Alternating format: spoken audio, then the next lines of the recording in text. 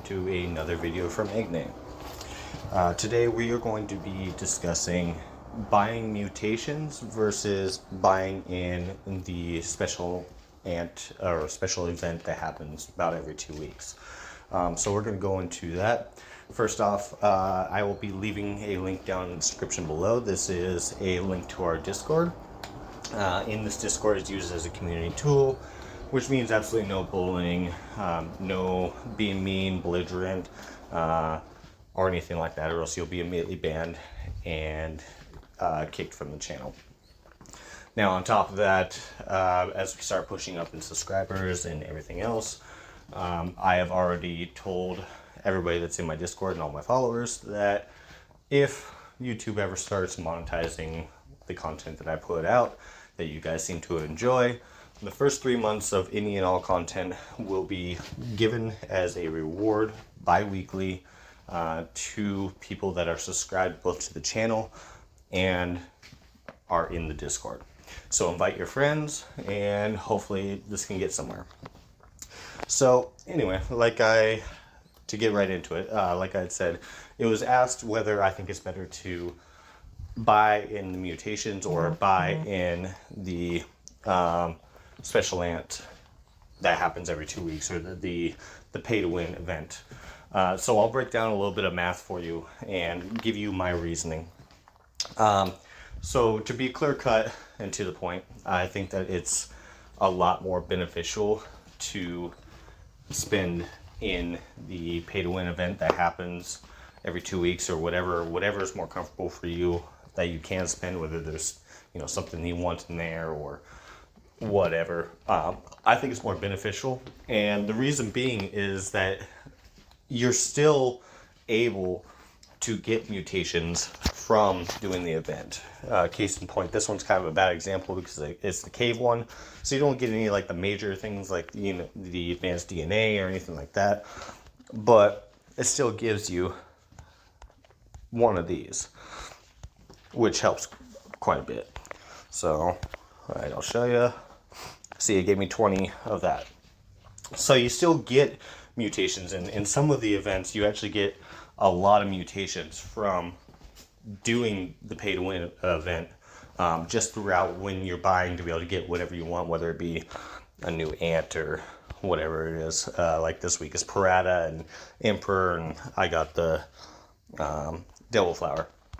But now the reason behind that being is, so the argument was made that they were more willing to spend into the mutations because it is a permanent power, which I can understand that, or it's a permanent stat. Whereas, some of the season ants and stuff start to dwindle off after a while, which I can understand that, but my argument would be, why not have both?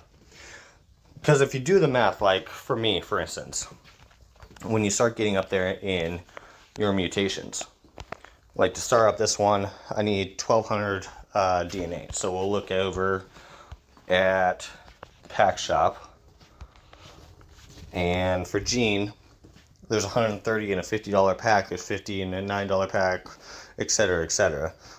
50 in a $5 pack, purchase limit 1. So you're only able to get, 230 per week anyway from doing that? And when you break it down, I mean, you're spending so many weeks to be able to try to get that one mutation done. I did the math a little bit earlier.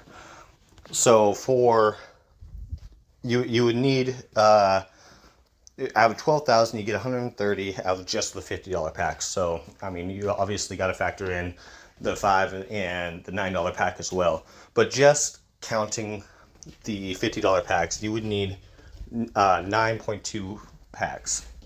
So I mean, that comes out to $461 that you would need to spend to be able to get one mutation upgraded, versus the about right around 180 that you can get, 180 to 230 depending how fast you're trying to get it, that you would spend to try to get one of the special ants. So, I mean, if you go through the mutations, it's all like that. This one I'm actually fairly-ish close, but go to the pack shop. I still would end up spending a lot to be able to try to get to it. This one would be a little closer, probably cost me like $200 to be able to mutate or to upgrade one. When you actually look at the stats of it, just upgrading one is, just upgrading one, I'm only getting, you know, an additional 3.5%, a little bit more than that on stats. So it doesn't make sense to try and focus on buying the mutations when the ants themselves and the insects and whatnot, especially when they're combined, like with Scorpion, with Golden Crystal and Golden Venom, with the poison status effect, Godzilla, Emperor Scorpion, the Devil Flower, they all are good in their own right, and frankly, insects I usually would suggest to use those more for the in-game spending. But the special ants are absolutely a must. I mean, I've been running Lathy since it came out. Great ant. Crimson Pearl, I've been using that every day for PvE stuff. Not really the best for PvP. Those are really the two main pay-to-win ants that I have. But there's others that are very, very important, like Ghost Ant with the Awakening skill, some of the ones I can't pronounce. Where your money is better invested in that because they have skills that no other ants have. And not only that, but their proc rate and their damage is extremely phenomenal. So, I mean, you can even go and look, for instance, here, we'll just look at that. Look, 11, 14 with the damage that high. And then, you know, we'll look at a penguin, just a groundhog penguin.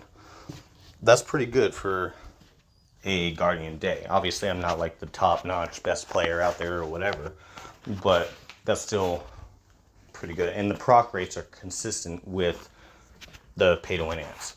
So, in conclusion, hope you guys liked the video. I would highly suggest focusing on trying to get special ants. If you're going to be spending that kind of money, focus on getting special ants over focusing on mutations, because as you're spending to get those, you're going to be getting your mutations done as well.